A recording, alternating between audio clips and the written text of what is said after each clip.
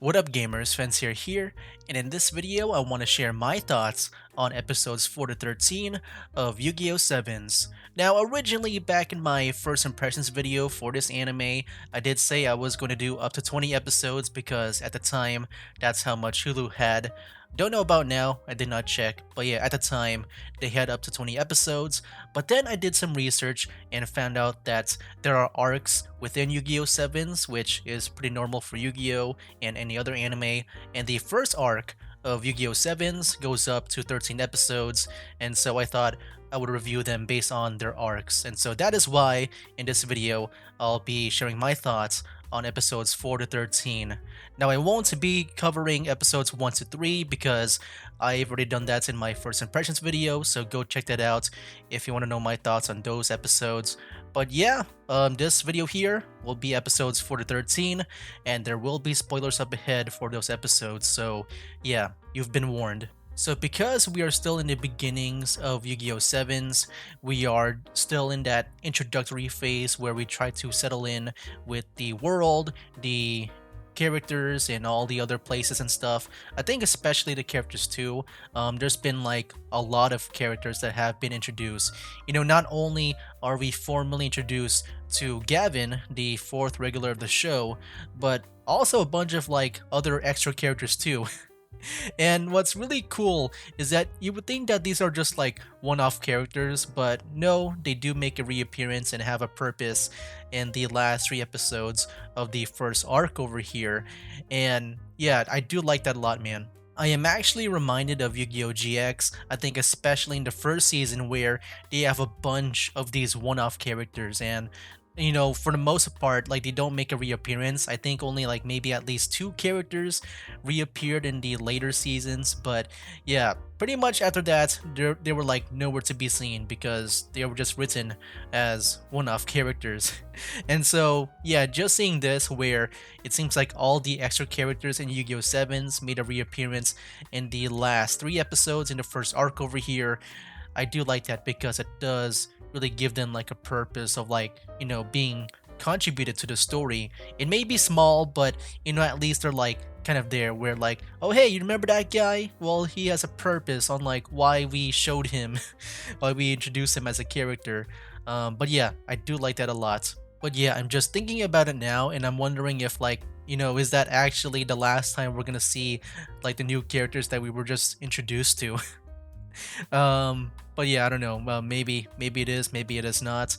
But we'll see in the future because I mean, there's like what, at least 60 more episodes to go to, or is it 80? I forgot how many. If was it like 70 episodes in total, or 90 episodes. Like there's a lot, so yeah, there's gonna be a bunch of these videos coming up. But yeah, that's pretty much the first arc of Yu-Gi-Oh! 7s, and because of that, I thought like when it comes to sharing my thoughts on those in more detail, I thought I would just go through by each of the characters that were introduced. Starting off with Gavin, I continue to like him a lot. Back in the first 3 episodes, like in my first impressions of those, I liked that Luke and Gavin a lot. They were like my highlights for the first 3 episodes.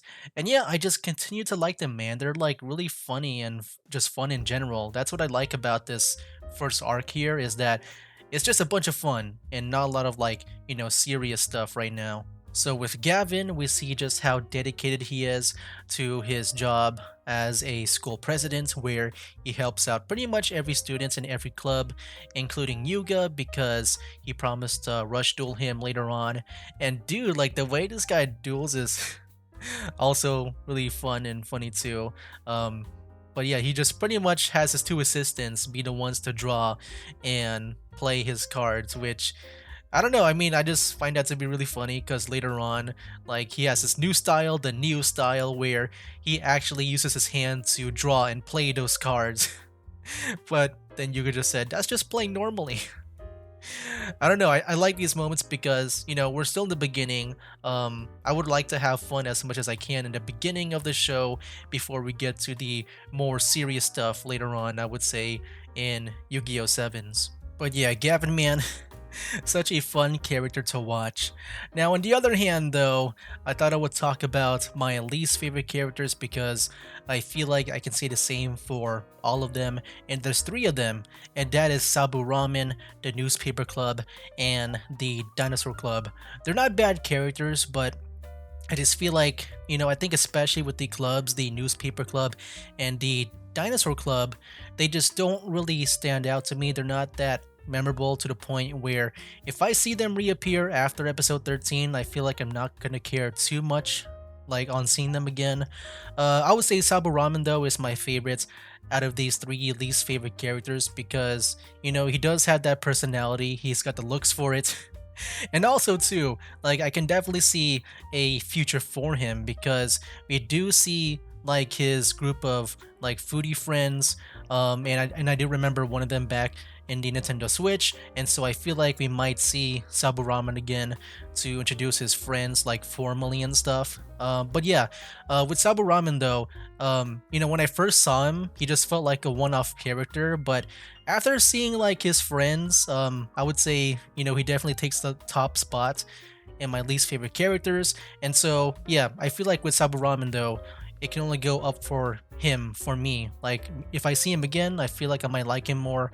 For the other two, I feel like I'm not gonna care about too much because yeah, they just don't really stand out to me. They're not that memorable. But yeah, they're not bad. It's just I don't really care about them too much.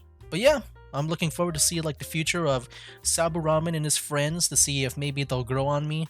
That is what I'm looking forward to. So moving on to better characters, I feel like the next character here that I'll talk about is my favorite out of all the extra characters. I'm not talking about the regulars like Yuga, Luke, Roman, and Gavin, not those regular characters, but yeah, this next like extra character here has probably got to be my favorite extra character, and that is Mimi.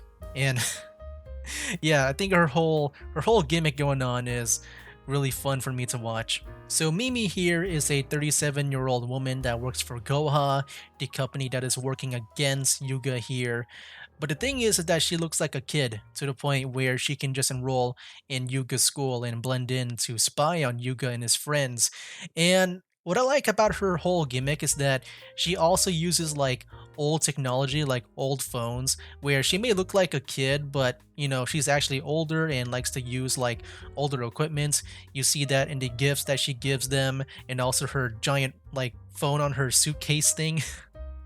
Like a really old phone on the suitcase.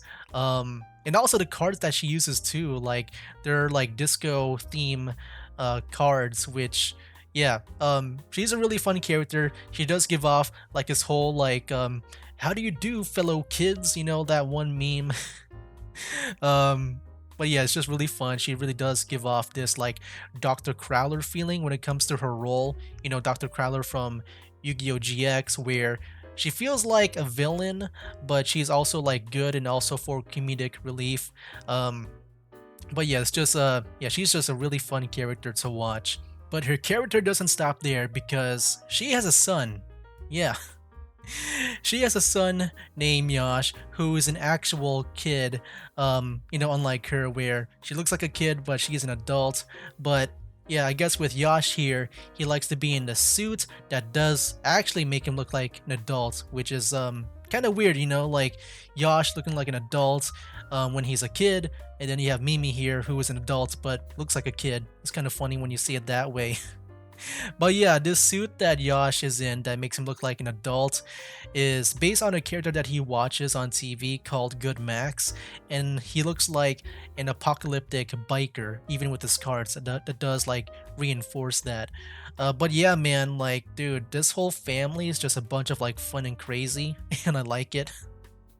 And it does make sense too when I think about it, like back in the Yu-Gi-Oh! Rush Duel down at the Battle Royale game, the Nintendo Switch game, when I saw them for the first time, I thought Mimi was just playing pretend, like playing like dollhouse with Yash here, just pretending to be the mommy and stuff. But no, she meant that like literally. It makes a lot of sense now. It also makes sense with her age, because like it does reinforce her being like a higher up at Goha, where yeah, you wouldn't think like some random kid would be a higher up at a very prestigious company, unless maybe around like Seto Kaiba. But yeah, we're talking about like elementary, man. And yeah, I guess it sounds weird if like a random elementary kid would be like a higher up at a company, a very prestigious company. But no, with Mimi here, it does make sense. She is an adult. She probably worked like many years to get to that position, and yeah, she's got the experience for it. And dude, this show here, like I said, it does explain things, and yeah, I just like these two characters, especially Mimi. Like I said, she gives off this very comedic, like Dr. Crowler vibe to her role, and I can't wait to see more of her because I feel like we'll be seeing a lot of her due to her ties to Goha. But yeah, man, just I'm just looking forward to see a lot more Mimi and maybe Yosh too. I feel like it's going to be mainly Mimi though. And then we get down to around the last 4 episodes of the first arc here, in which we are introduced to Roman's band, who we meet Roa, Tomb, and I guess some other guy. I think he's the drummer. I actually don't know much about him. But yeah, with Tombs here, since he dueled first, I like his character. Like, a lot of the stuff that he says does associate with the cards that he plays, and he's always telling Luke to like turn around, like, huh? He's always looking back, and yeah, I think it's just funny. I also like how with Luke here, he made this like one line where, it's not scary if the scary thing is in front of you, because yeah, if it's behind you, like, the feeling of the unknown fears him more than what is known. But yeah, dude, with Tombs, I like his character. I would say, he's at least better than my least favorite characters, but not at the level of like Mimi. Maybe better than Yash, maybe around that level, maybe, but yeah, definitely not better than Mimi here. We also see a new side to Roman here, where if she gets really hungry, she gets really hangry. She gets hungry and angry. And we also kind of saw this back in the Nintendo Switch game too. I was wondering about that. But yeah, now we get to see, I guess, the full explanation maybe, which I guess is not really much of an explanation. It's just, you know, it's just what happens. But yeah, that side of her is really fun because she sees, like, I don't know, food as people's heads. And also like with the glow sticks, man, they're like holding like sushi rolls. I thought that was like part of her mind, but no, they're actually holding that, which is kind of funny to see. But yeah, I definitely like Roman a lot more now. I think especially with her hangry mode, I wonder if we're gonna be seeing that again. If maybe Yuga would use that to like some kind of advantage. I don't know, or maybe someone else. Maybe Roa will duel Roman one day, and that, something like that might happen. But yeah, finally though, speaking of Roa, that is the last duel for this first arc here. And man, his whole story going on and his whole like strategy to like take down Yuga is so interesting, man. Like it gives a lot of background, and yeah, I just feel like there's a lot of history to it. So first there was a debate on if Yuga's Ace, the Seven Roads Magician, is a legal card because he obtained that card from like another player who, which is pretty much the player from the very beginning of this whole show. At first we didn't know his name, but now we know his name. His name is Otes, and Otes here, like back then when Yuga was like, way younger, which is kind of like funny to think about because he's like an elementary kid, and now we're seeing him like being way smaller. But yeah, like when we saw him like way back then, he got that card from Otes after being like disqualified after what it seems to be by just using Seven Roads Magician, because it seems like that's an illegal card. Like it was just illegally made and played. And so yeah, if Yuga draws that card, he pretty much loses that battle against Roa. But then it was revealed later on that Seven Roads Magician was not an illegal card. It is a legal card. And also it's very like coincidental when like Mimi picked up the phone and got an answer to see if there's like any data on that card. And then yeah, when it was revealed that it is not a legal card, it's like there, like the data is just right there. It's kind of like, yeah, very coincidental there. But yeah, Roa was the one to like lie about Seven Roads Magician on being an illegal card, and he said that because he wanted to draw Otes there because he was jealous that he didn't get Seven Sword Magician because he had the same like aspirations and objective as Yuga and Otes. He's just wondering why he was not chosen to like carry on Otes's like mission and goal and his legacy and stuff. Actually, thinking about it right now, I kind of forgot on why Yuga was chosen. I'm guessing he's like a better candidate. But yeah, that just pretty much led to Roa just getting really jealous and stuff. And so yeah, like that whole thing there was was him to get Otes there to get him to answer some questions. And then yeah, Rowan then lost. But yeah, pretty much that was pretty much it for this whole thing going on. And also it does explain why Roman has been taking pictures of Yuga and his gang because yeah, she was actually giving Ro information about like, their dueling and all that to get some kind of advantage during the duels. But yeah, all that does now make sense because I did notice that back in the first episode, Roman was taking pictures and all that, and that pretty much carried on until the end for the first arc over here. You know what did not carry on though was Luke's ability to like destroy electronics. So yeah, we haven't seen that until like last time we saw that was episode 2. So I'm wondering if in the future that'll be revisited. But yeah, that is such a standout power that I feel like maybe that'll be used more. But yeah, I'm wondering if that will make a return someday. But yeah, I do like that duel a lot with Roa and Yuga over here because it does give a lot of backstory to Yuga, to Roa, and also to the mysterious duelist now known as Otes. And now we know like their purpose and stuff, and also the history and purpose of Seven Rose Magician. Like I like it when they have cards, like whenever these duelists or card players in other like card game animes, whenever they show like their aces, like it would be nice to know like their meaning and how it ties into them. I'm like reminded like in season 2 of Yu-Gi-Oh! GX where there's this one card that really does tie into the main character and stuff, like the whole set of cards too, that has like very sentimental value to the main character in season 2 of Yu-Gi-Oh! GX. And so yeah, it's really nice to see like the purpose and the more I guess value given to Seven's Road Magician and the whole archetype of the Seven Road stuff. Because yeah, I think it does give it some meaning and just like a purpose, and not just like some random card, being called Seven Roads Magician. And finally, I thought I would share my thoughts on the Rush Duel format, the whole Rush Duel game that they play here in Yu-Gi-Oh! Sevens. And, I've already had a hand at this in the Nintendo Switch game. I've mentioned it a couple of times now, the Yu-Gi-Oh! Rush Duel down in the Battle Royale. I did play all the way, even at the end game, like secret content and all that stuff. And my thoughts on Rush Duel so far is, dude, I really like it, man. I really do like the Rush Duel rule set because it does give like the older cards even, some purpose to play because, if you play the older cards nowadays, there really isn't, there really is no reason to play those old cards if you're trying to win.